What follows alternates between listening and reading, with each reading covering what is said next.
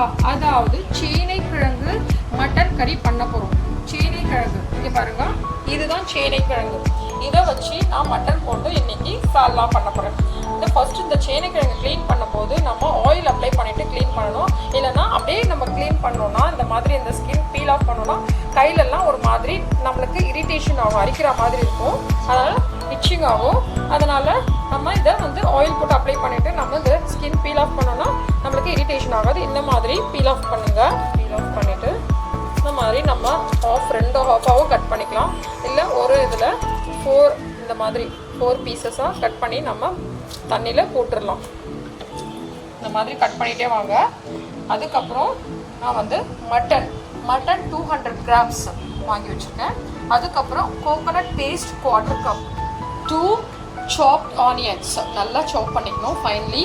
அதுக்கப்புறம் 2 chop tomato, 2 green chillies, 2 tablespoon ginger garlic paste, 1 spoon turmeric powder, 2 tablespoon chilli powder, 2 tablespoon coriander powder, salt தேவையான அளவு, கொத்தமல்லி கொஞ்சம் cut பண்ணி வச்சுருக்கேன் தேவையான அளவு, எண்ணெய் தேவையான அளவுனா குக்கர். நம்ம மட்டன் வந்து வேக வச்சுக்கலாம் ஃபஸ்ட்டு. ஏன்னா மட்டன் கொஞ்சம் வேகிறதுக்கு ரொம்ப லேட் ஆகும்ல. ஆயில் போட்டுக்கலாம். ஒரு 2 tablespoon ஆயில் போடுங்க. 2 tablespoon. இப்போ நம்ம கட் பண்ணி வச்சுருக்க ஆனியன் இதில் ஆட் பண்ணலாம். பண்ணும்போது கொஞ்சம் சால்ட் போட்டு ஃப்ரை பண்ணால் சீக்கிரமாக நம்மளுக்கு ஆனியன் ஃப்ரை ஆகும். டேஸ்ட்டுக்கு ஏற்ற மாதிரி நீங்கள் போட்டுக்கோங்க. இந்த மாதிரி இந்த சேனைக்கிழங்கு மட்டன் அப்படின்றது சில பேர் தெரியாது பண்ணுறதுக்கு. இப்போ என்னோடய ஸ்டைலில் நான் பண்ணுறேன், பண்ணுங்கள். சூப்பராக இருக்கும் இந்த கறி. சேனைக்கிழங்கு மட்டன் கறின்றது ரொம்ப நல்லா ப்ரௌன் ஆகிற வரைக்கும் நல்லா இந்த மாதிரி சாட்டே பண்ணியாச்சு. இப்போ நம்ம எடுத்து வச்சுருக்கிற green chillies 2 green chillies split பண்ணி போகலாம். எனக்கு நல்லா சாட்டே பண்ணலாம். நம்ம எடுத்து வச்சுருக்கிற ஜிஞ்சர் கார்லிக் பேஸ்ட் இதை ஆட் பண்ணலாம். கொஞ்சம் வாசனை போகிற வரைக்கும் ஒரு 1 மினிட்க்கு நல்லா சாட்டே பண்ணுங்கள். கொஞ்சம் லோட்டில் ஃப்ரை ஆகிடுச்சு இஞ்சி பூண்டு பேஸ்ட்டு ஆனியன். அதுக்கப்புறம் நம்ம மட்டன் ஆட் பண்ணிக்கலாம்.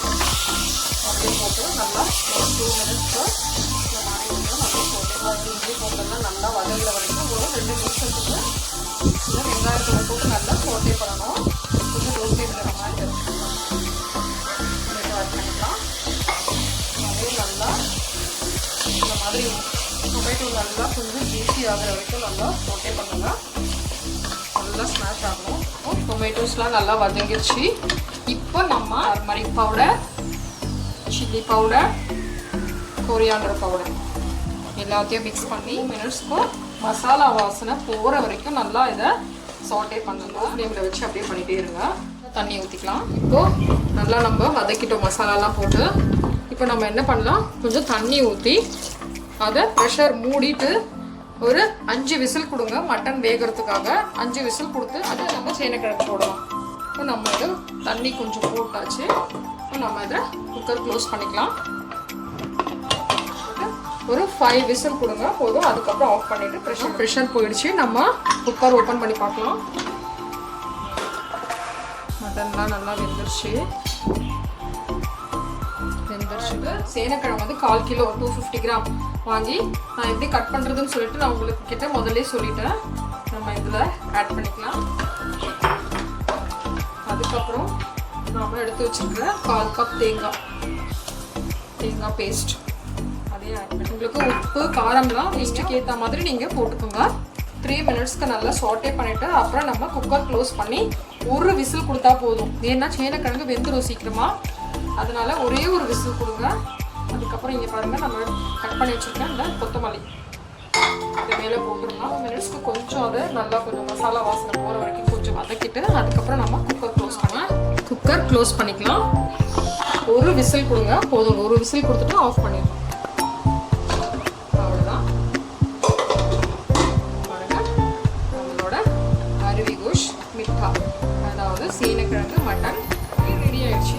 இப்போ நாம் டிஷ் அவுட் பண்ணிக்கலாம். வெந்துருச்சு பாருங்கள், சேனைக்கிழங்கெல்லாம் நல்லா வெந்துருச்சு. டிஷ் கோஷ் சாப்பிடலாம். சேனைக்கிழங்கு மட்டன் கிரேவி எவ்வளோ சூப்பராக வந்திருக்கு பாருங்கள். சூப்பராக இருக்குது. இதை நீங்களும் இதே மாதிரி வீட்டில் ட்ரை பண்ணுங்கள். எல்லோரும் லைக் பண்ணி சாப்பிடுவாங்க. இது சப்பாத்தி, ரைஸ், இட்லி, தோசை எல்லாத்துக்குமே சாப்பிடலாம். ரொம்ப நல்லாயிருக்கும், டேஸ்டியாக இருக்கும். நீங்களும் இந்த வீடியோவை லைக் பண்ணுங்கள், ஷேர் பண்ணுங்கள், கமெண்ட் பண்ணுங்கள். சேனலை சப்ஸ்கிரைப் பண்ண மறந்துடாதீங்க. என்னோட சேனலை ஃபர்ஸ்ட் டைம் பார்க்குறவங்களா இருந்தால் please do subscribe, do support friends. Thank you. அல்லாஹ் ஹாஃபிஸ்.